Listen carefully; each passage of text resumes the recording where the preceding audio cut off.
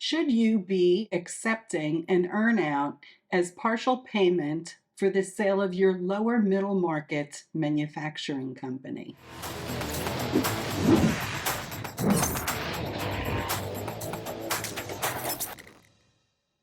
Well, that depends. What was the valuation based on? Was it backward looking based on completed results? And there's perhaps no major changes expected in the customer relationships? Then my answer is no, absolutely not. If, however, your valuation was in part based on a future projection, perhaps you have a new contract coming in from a major customer and you're seeking to capture value based on a future event.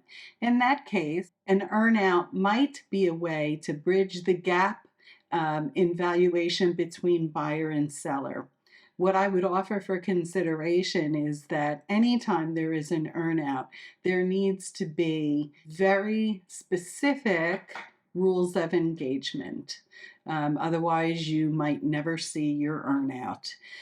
The other issue I have with earnouts is that in many instances, the earnout is being offered by a buyer who simply is not financially qualified to acquire your business. And of course, that's a problem.